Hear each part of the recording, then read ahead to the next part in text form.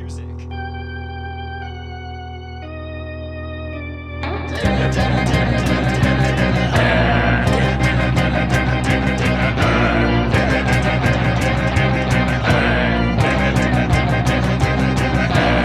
Party's not a bat, he's a man who fights crime. And we're gonna watch him fight for a minute at a time. With John and Niall and a guest who doesn't rhyme. It's Bat Minutes!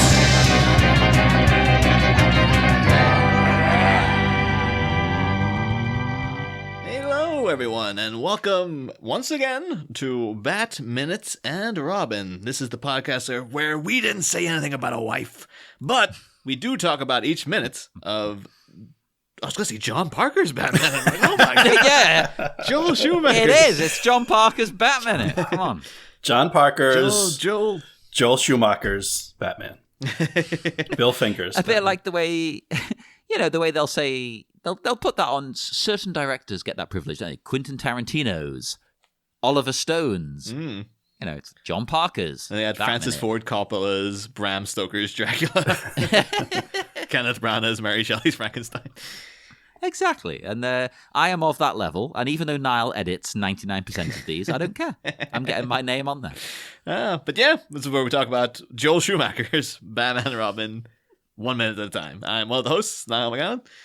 And here to firmly grab your rocks 3 days a week, it is I, your other host, John Parker. Yeah, and then in the minute where we finally got our terrible trio of villains together, we the three guests have now depleted. We're down to one guest, but he's good enough to as a strength of three podcasters. Some say it's Sean German. John Deere. Thank you for having me. We should say as well, Niall, we were made aware that we would be depleting guests. Right? They all die in between episodes. Horrible tragedies befell all of them. Things happen. Life gets in the way. Well, the odds of three misfortunes. One misfortune. Now, there's an outside chance. But three misfortunes. One misfortune. Two misfortunes. Three misfortunes. But yeah, we're here for minute 72, which opens with the entendres. They are a Dublin. And it ends a minute later with the some sinister scientists a tumbling.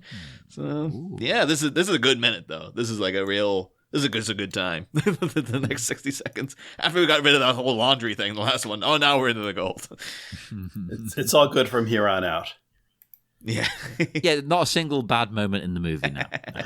But particularly the opening, I absolutely love. Just because he says like, "Oh yeah, I need the diamonds for my hideout," and Ivy comes back with, "I'll help you grab your rocks," and it's not even a double entendre. It's just full on. This is the text. It's filth. Yeah. It's pure filth.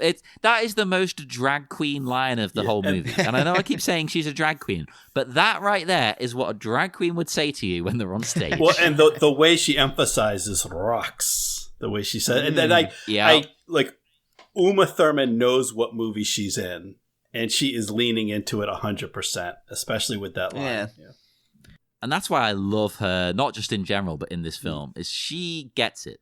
In fact, I think everyone in this movie, largely, they get it, except for George Clooney. I think we've had people on poo-pooing Uma specifically before, and you almost want to show them this minute in particular, going like, look at what she's doing. She's fantastic in this bit. And again, particularly too, I think that line is not in the original script. It's not in the novelization. I'm really hoping she improv'd it because it is such a prime, like, it's right there. Mm-hmm. As if, like you were saying in the last minute, Sean, there's so many puns left on the table. As if Uma was like, I can't say the freeze ones because it's his deal. But if I see an opportunity to make a joke, I'm getting one in. Mm-hmm. And it's not the first. It's not the only time in this minute where that happens as well. So no, yeah. It's certainly not in the movie. Jesus. and Freeze's solution to his power problem, he needs his diamonds from his hideout. They power the suit. Remember, that is a slightly costly fuel. Yeah. That is not a sensible plan, man. Well, there is no sensible plan in this whole scenario. It becomes very apparent within the opening seconds here that this is a terrible, terrible idea. Yeah, every single thing they're doing. Yeah. Absurd. It really is like, you thought Ivy's, because she's a master manipulator, and she, like, when she came and she took over the flower ball, she seemed to Freeze hadn't burst in. She had literally Batman Robin eaten out of her palm. So she was clever enough to plan that. But now it does seem like her whole idea was to, okay, we'll go to a cell, and sure, Bane will be able to break out the back wall. We don't need any other way out of that. And then when it turns out that he can't, it's like, oh, I don't know what we're going to do now. Like, this is really bad. Yeah. And then also, well, at that moment, all she can come up with, not good. Oh, right. That, I love her so much, but that line... Not good. Yeah, it's like, what are you doing? That is the one time she slips up and goes into like stupid. Well, because you kind of want because she underplays it, because she, she kind of undercuts the moment instead of going big and over the top. To underplay it, to say, it's worse than just not good. But she goes low where like, no, this is supposed to be big. You should go over the top and be better than not good. Exactly. Make it absurd, and that's fine. But the way, I don't know. Yeah. But I do love one thing she says, because 99% of her deliveries are incredible. When she goes, Bane, dear, an exit, please. Is that dear? That's very like Joan Crawford, like full-blown old Hollywood. Like, it's you can imagine her sitting with the cigarette holder and just reclining on a chaise lounge. She says it. It's amazing. Yeah, and I had a note on that line. She kind of makes it, make the word dear have 2 syllables. My note is, speaking of old Hollywood, it reminded me of Eartha Kitt. Going back to, it's a different character, Catwoman, in the original, in the Batman series from the 60s. But yeah, that's very old Hollywood and very camp. And I loved it. And we haven't pointed out as well, she's asking for an exit because the security guards have turned up and they're breaking in. They're trying to get into this room like Qui-Gon Jinn in The Phantom Menace. It's George like Lucas lightsaber through the door. Yeah. He said, I need something for this opening scene. He's like, I'm sitting in the cinema in 97. Oh, Joel, you've done it again. Well, to be fair, 97. And then when did The Phantom Menace come out? 99. Although I'm pretty sure he would have had that like in the bag for like a long time. No, that's what George Lucas claims. But I will say, though, in one thing I do appreciate in terms of Jeep Swenson's acting, because he does deserve a bit of praise for his performance as Bane. Oh, he does. He's fantastic. So he goes over, he tries to bash that wall. Mm-hmm. Only the one time, mind. Again, talking about Star Wars, it's a bit like when 3PO mildly taps Jabba's front door and waits a split second and he's like, there's no response. That's because 3PO's scared. And he's like, no, let's go.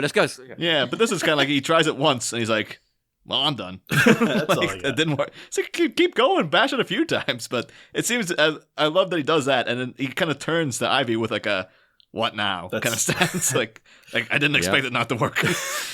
It is funny because she slaps him on the chest to essentially level him up in video game parlance. Yeah.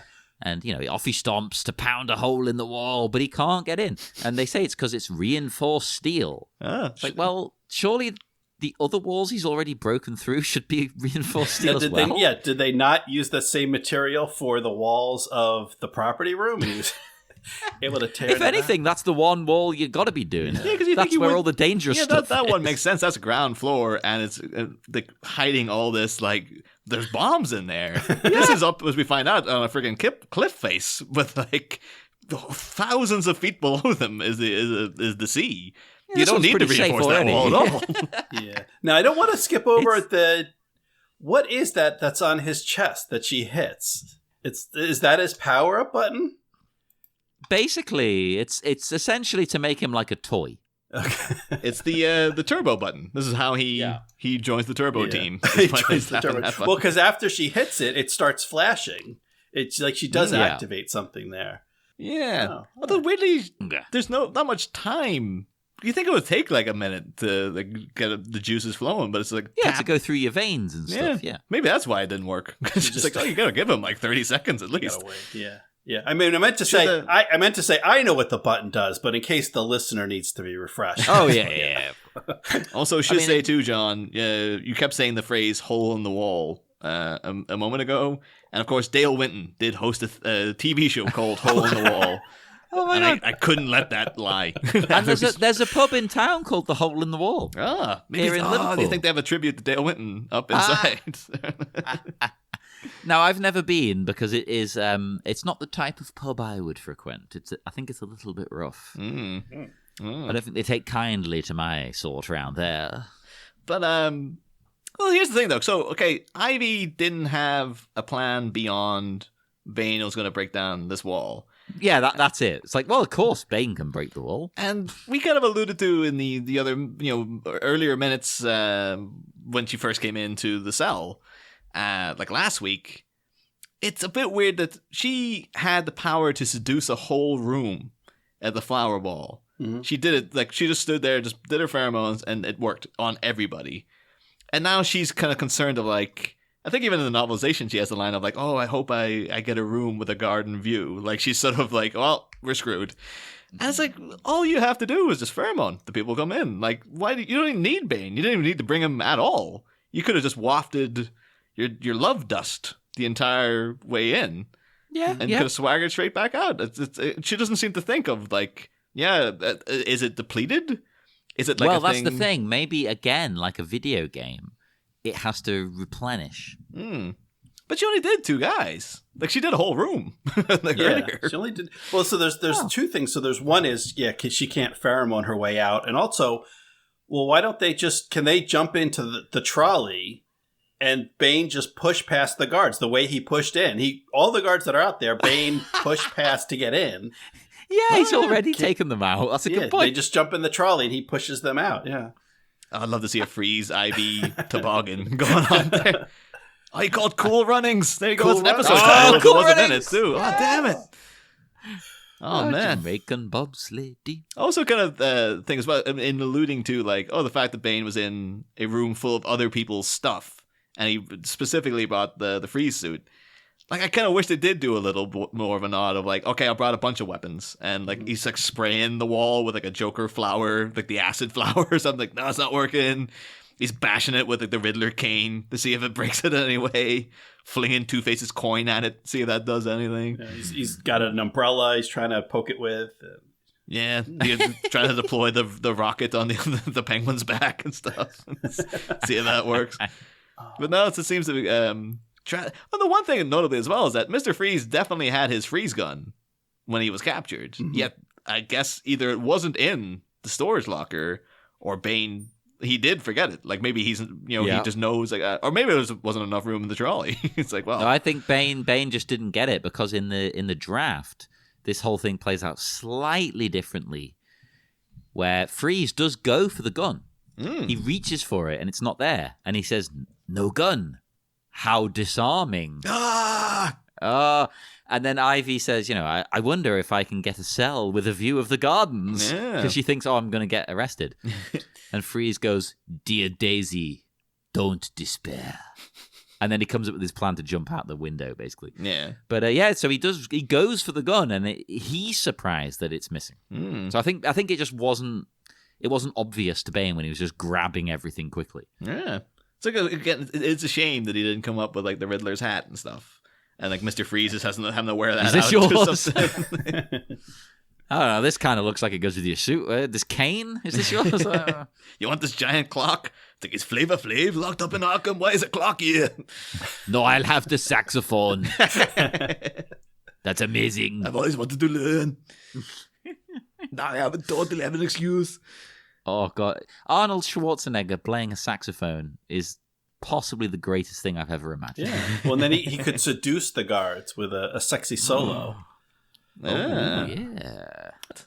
In terms of someone coming up with a solution as to how the hell they got out of here, I don't know what to make of it. I kind of like the idea of what Freeze does here, because it is quite like, that's an ingenious thing to do. But then it's also like this reinforced steel wall can't withstand a bit of ice getting into the pipes. I didn't quite understand the problem.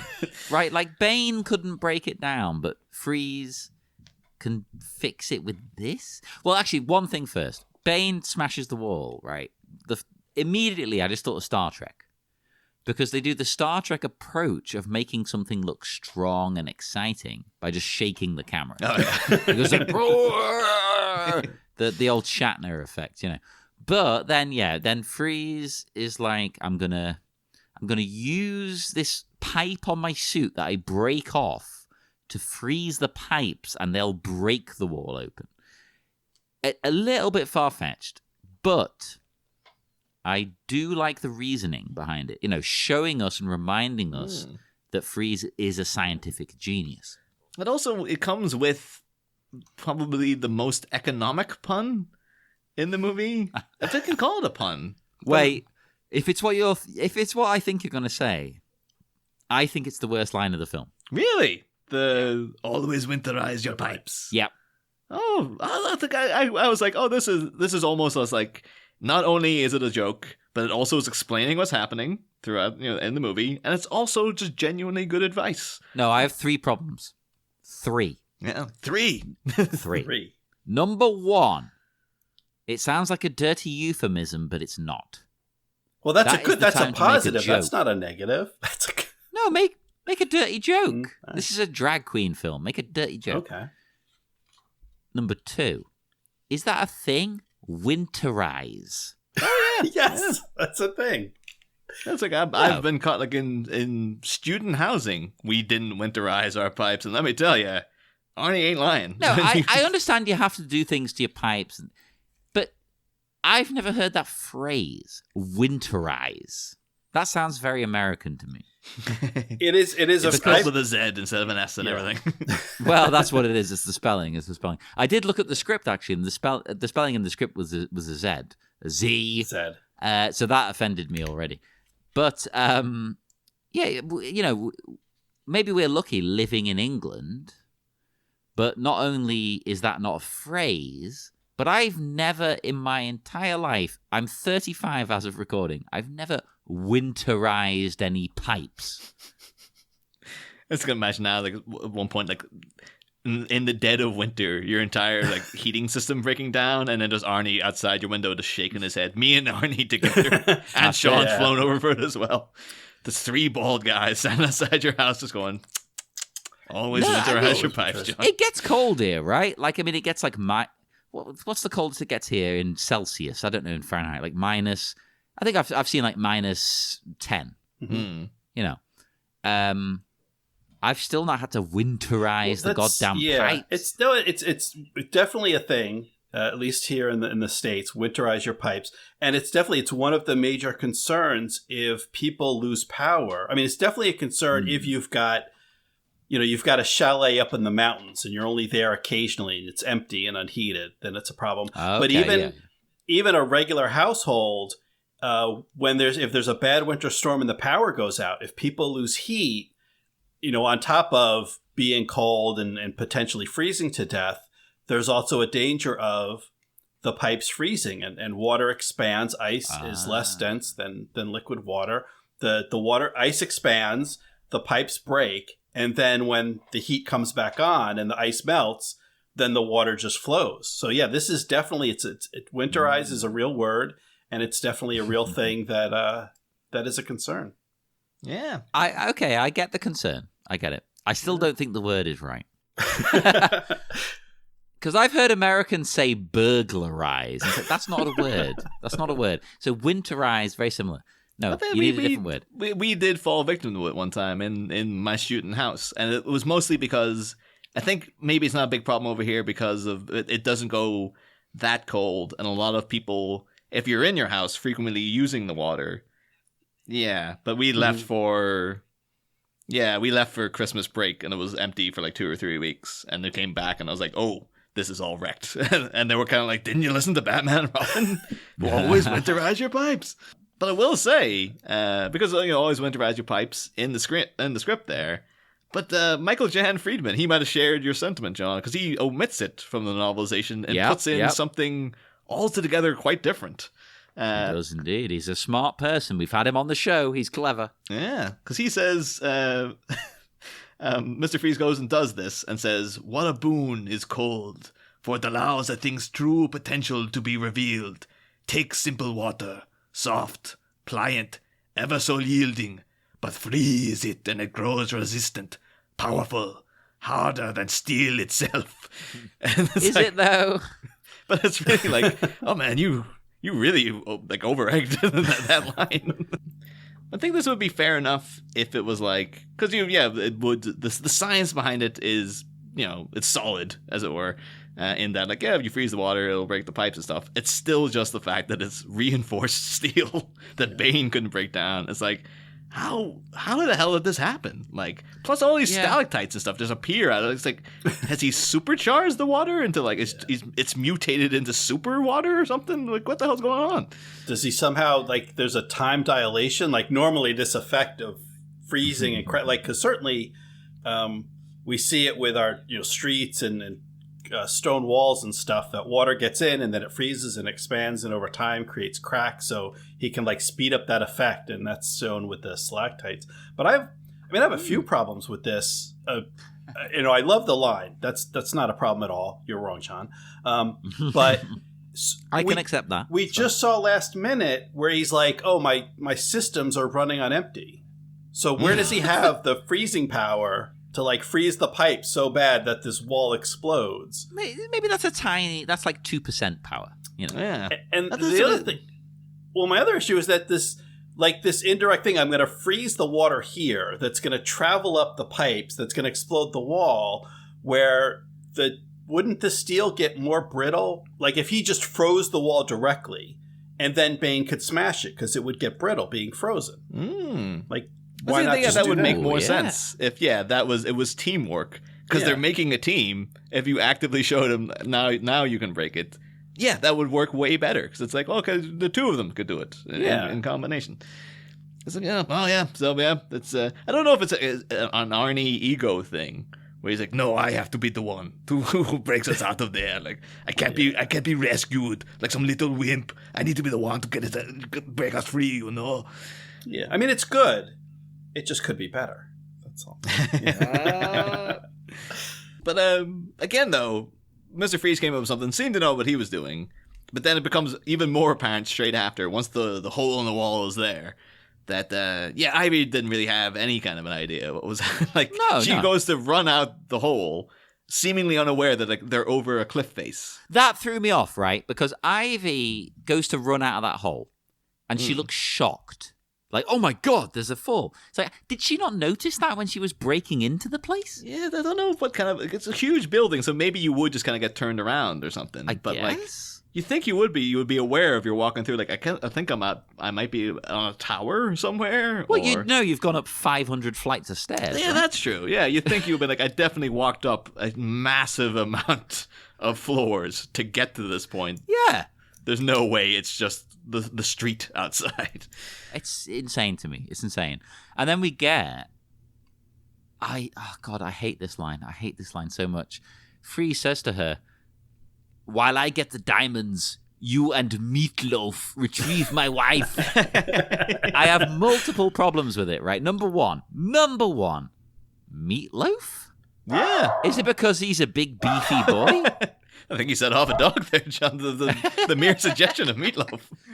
The dog's like, "God damn it, Meatloaf. Like, I'm hungry over here. What are you doing talking about Meatloaf? Give it up. If you got some, give it over." Is it because he's a big beefy boy? Because, of course, this is a difficult he's thing. He's a buff boy. He's a buff boy. Because over here in England, of course, this is another... We don't have meatloaf. We know it as an American thing. I've eaten it.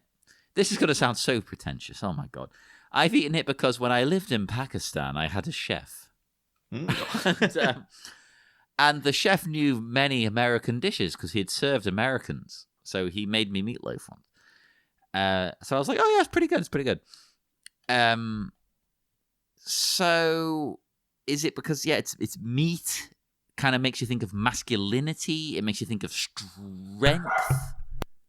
No, could be. I would say it might be that. Because you always get people said that when they're beefcake, that means they're really buff as well. So it's the same kind of idea. Beefcake. Yeah, exactly. So it could be that. Or it could be, like, I don't know, because he's quite like he's built, but he's quite heavy.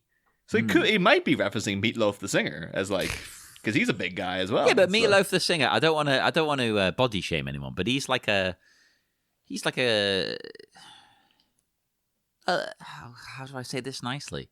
He is a go on, John, fellow. please. Yeah, I don't want to insult anyone because I mean he's amazing. You know, he's a weighty gentleman, a hefty chap.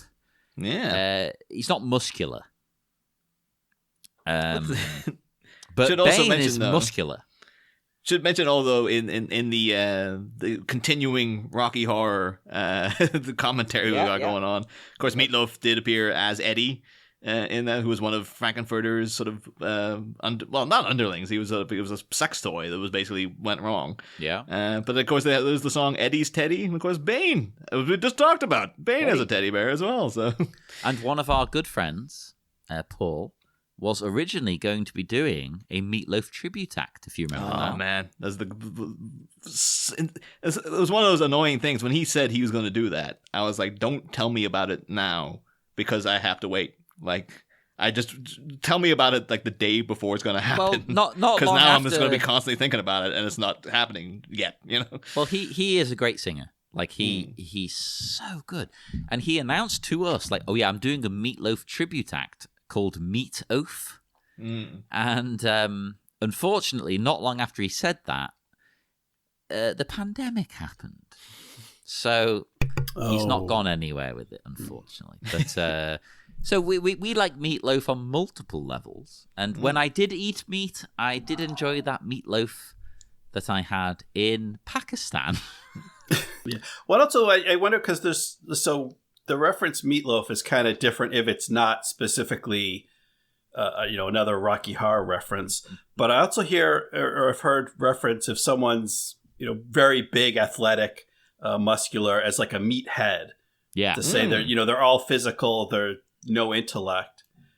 So maybe it's kind of a play on that, which I think is odd because, I mean, yes, Mr. Freeze, I don't know if he's he's probably Dr. Freeze. I'm sure he's got his PhD. He should be Dr. Freeze. He should be Dr. Freeze. Is a scientist, is intelligent, but he's also Arnold Schwarzenegger. Like he's, if someone just didn't know him and didn't know his intellect, they may just judge him on appearances and think he's a meathead. Yeah, people do that about Arnold because Arnold is a very clever man. Yeah, so for him to judge Bane just on his appearance, is he a self-hating musclehead kind of guy? Oh, maybe. Yeah. But so then also note there, though, as well, Sean, Mr. Freeze is his alias, so people don't know who he is. They had to uncover the fact that he was Dr. Victor Freeze, but he changed the spelling so no one, and then he didn't honor his doctorate. He was like, no, Mr. Freeze. No one would ever connect the dots there. But yeah, then we come to, after the glory of I'll help you grab your rocks, another fantastic delivery from Uma Thurman, where he mentions, of course, like, you and Meatloaf, go and get my wife, and then she just like, you never said anything about a wife. And the instant shift of her tone to like, what? Oh God! And the little tap she gives him, I love it so much. I'm on her side, right? Because he, as I've said, keeps flirting back with her and stuff like that. So she probably thought he was interested. Mixed signals, dude. Yeah. Well, I think that makes sense because we were pondering earlier in the week, the earlier minute, like he's, kind of flirting and going along with her entendres. And I think maybe he knows, like, a woman doesn't want to hear about another woman. Yeah. And not that he intended to cheat, not that he's going to be unfaithful to his wife, because he's doing all this, going to extraordinary lengths to not, he could easily be single, be like, oh, I'm a widow and play that sympathy card. Like he's going to great lengths to keep that marriage together. But I think he just knows, like, he's got to appear available. But in the end, he does say, listen, this is all about getting my wife back. Yeah. And it's... Because he's ultimate, he's the true hero of the film. He's a good guy. Well, that is a difficult thing, isn't it? Like, ultimately, what he wants, we support. Like, all he wants to do is save his wife. Great. I want to save your wife, man. Yeah. But it's his methods is the issue. I think he's gone too how he does far it. now. Yeah. I just feel like, again, too, now this is a real... It's such an obstacle for Ivy. I guess that she thought she wouldn't have to come up against because everyone else she can easily seduce. Like, we can surmise as well that she can seduce... You know, it doesn't matter if you're, heterosexual, homosexual, in between, wherever. Like, she'll just be... You take the pheromones work on everybody. But the fact she can't do him... Like, it doesn't work in the cold-hearted. So then him bringing up now, like, if it had been anyone else and they had a wife, she'd be like, fine, I'll pheromone the wife too. Doesn't matter to me. But, like, it is just like, oh, God damn it, I can't get this guy. And now he's betrothed to someone else. I've got another obstacle in my way to, like, getting this guy to do what I want because now he's faithful to a different person and stuff. I think it does annoy her. It does irritate her. Yeah. Because let's be honest, as viewers... we're enamored by her. I would do anything she says. And it's another one too that's not in the script, not in the novelization. It does seem like I'm hoping it was Uma Thurman who just knew that's a good comedy bit to be, because it's almost a little bit sitcom-y in its delivery. So it's just like it just works so perfectly.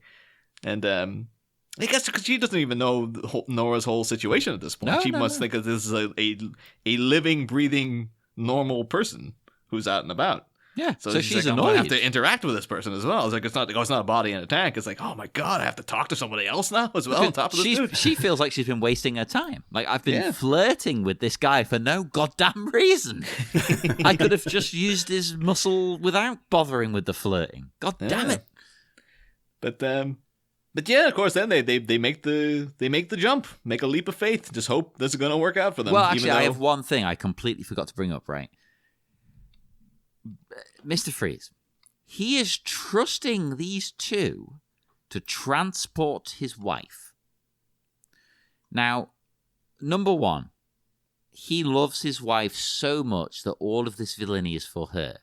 Mm-hmm. Would he trust someone he's just met with his wife's body? No, he would not. He would not. And is her tank movable? Well, you'll have to assume it is, but it doesn't look like it is. Yeah, I don't know. What is the scenario? Has to get. Maybe he'll have to borrow that refrigerator from the asylum that they put him in. But I just cannot see him going like, yeah, you guys get my wife. Yeah, this is now actually thinking Mr. Freeze is perceptive.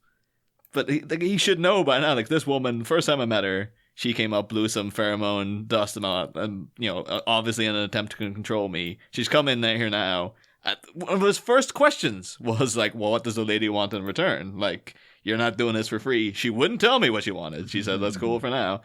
And yeah, why? You said, yeah, my comatose wife. And she hits me and goes, you didn't say anything about a wife. It would be the biggest red flag in the universe. Like, so, yeah, Mr. Freeze, apparently, maybe he is an idiot as well. Like, he was also brain-addled by the box 2 years hence. I do notice his shift in tone there as well. He was like, oh, Meatloaf a second ago, but now it's a very respectful Mr. Bane. Mr. Bane. Mr. Bane. Maybe Meatloaf was a term of endearment. Maybe he was like, oh, it's my buddy, yeah. Old Meatloaf over here. Plus, we don't know what pronouns Bane uses. Maybe too, when we did miss that suit up montage of Freeze, maybe they were chatting and stuff, and he was like, oh, so who are you into? Like, oh, bat out of her. Like, oh, it totally rocks, man. That is a great album. It's my favorite. So yes, although isn't it ironic we're going up against Batman, but we both love Bat Out of Hell so much. Oh God. Yeah, but also on top of I hope Mr. Bane can swim. That is replacing a line that was in the novelization and in the script of Ivy saying, "I really hate heights," and him saying, "You'll hate prison even more," and that's what kind of gets her to jump. I kind of like that though because it's realistic. It's like, well, which one do you want to face? Do you want to face this, millisecond of a height issue, or do you want to spend the rest of your life in jail? Make a choice. I also love, though, beyond him saying it, you do get Uma Thurman's as she jumps down. That's the problem with this movie is the little things like the I hope Mr. Bane can swim, and that You don't need that. Those two things, just exercise them. Better scene. But yeah, Sean, obviously you know from hearing last minute, because of Batman and Robin's reputation, we are asking guests what their most hated movie is. So, and I am very, very curious as to yours, actually. So, I got to hear what this one is. Yeah, I mean, there's some bad movies, and I can appreciate a bad movie, and I just want a quick plug for Night of the Lepus about the killer rabbits is, I think, so bad it's good, and it's got a great cast. I mean, it's Janet Leigh, the great Rory Calhoun, DeForest Kelly is in it, and it's as bad as it sounds. I mean, it's little rabbits, terrorizing this ranch in Texas. It's truly so bad it's good. No, that sounds amazing. And anytime I hear Rory Calhoun, I think of Mr. Burns. Yeah, of course. Is he standing and walking in this movie? Yeah, I believe he does stand. I'm not sure if he walks. Oh wow! But you'll have to check it out and see for yourself. Maybe some walking listeners, maybe. But a truly bad film, and a film so bad, I walked out of my own house to avoid it. I mean, people talk about walking out on a film. We were watching it on home video, and it was so bad I had to walk out.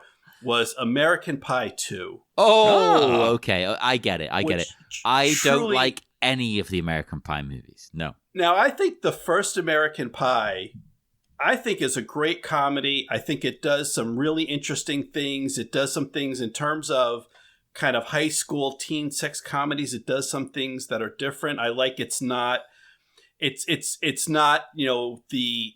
like the nerds versus the jocks. Like the main group of friends that are sort of the core of the film are, they're a mixed group. They're kind of various degrees. Well, most of them are nerds. Cool. They're nerdish, but then there's the one, there's the one guy who's on the lacrosse team who's kind of athletic. So I like that it's kind of a mix of guys. It's not just, they're all geeks. So I actually think that's a really good film. But the sequel is, and it's not just, an awful story and poorly acted. It's really poorly made. Yeah. The thing that struck me is, DVDs and I guess now Blu-rays will have like deleted scenes. And sometimes there's a feature where you can just play all the deleted scenes. And a lot of times they're not finished because, depending on where in the production process they're deleted. Like sometimes you don't have all the background sounds. Like if it's a party scene, they don't have the sound of the people in the background of it being a party and stuff like that. And American Pie 2 was it's a series of deleted scenes. Or it's just a series, like the scenes don't tie together. They seem unfinished. Like it's just not professionally made. Sometimes you have a good concept that just wasn't made well, or sometimes you have, a really professional production, but the writing or the acting is poor. Like this, just everything about it is awful. Just so American Pie 2, it's certainly way worse than this film. One of the worst films ever made, and it's I feel heartbroken for you knowing that you're like a Eugene Levy guy as well. So yeah, even he can't save this. That's the thing. Everyone likes Eugene Levy, right? But he's in some bad films as well. Yeah, I mean, to be fair, Eugene Levy is great, and when he is great, he is, superior. Yeah. But he is also one of those guys that the check cleared. I'm there. He's in, and I have not seen there's like a dozen American Pie sequels. I've only seen like 3 of them, and he's the only one. I think he's in all of them. Like everyone else in the cast bailed. I don't blame them one bit. The guy who had sex with the pie, like he got out of it. Everyone. Tara Reid even is. She's doing Sharknado. She's not in American Pie movies anymore. But Eugene Levy's there. I will have to say, too, as someone who was 14 years old when American Pie 2 came out and who had a massive, massive crush on Alison Hannigan, I watched that movie. And still do. Alison's it got me through that movie several times. And Natasha Lyonne, of course, been in there as well. But But Natasha Lyonne and Shannon Elizabeth, I think, is someone who's underrated. I mean, she's really good. So I mean, there's but that about how the way you awful. did phrase as well. Like I'm absolutely certain Jason Biggs probably was fighting being known as the guy who flipped the pie his entire professional career, and now you offhandedly just referring to him as that. It's like it's happened, man. That's what you remember from the movie, right? That's the key scene. That's why it's called that. He's gonna. That's his Harrison Ford Han Solo thing, where he just has to come to terms with it eventually. But the thing is, Jason Biggs didn't have a Harrison Ford career afterwards. So no, the only thing I've seen him in since is Orange Is the New Black, and they got rid of him for most of it. Yeah, he's in the finale of Frasier. He. Oh wow, the finale of Frasier. Yeah, he's one of the celeb guests to come in the finale. But.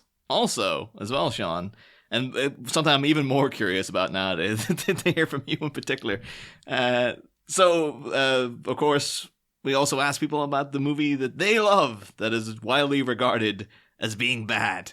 I gotta hear what this one is gonna, because there's one I have in mind for you, but I don't know if it's the one you're gonna pick. I think I'm gonna disappoint you. But I mean, there's so many bad movies that I love, and so many movies that I think are good, and I'm surprised to find out they're bad. You know what? Actually, I'm calling an audible. I'm not gonna go with the movie that I was gonna go with.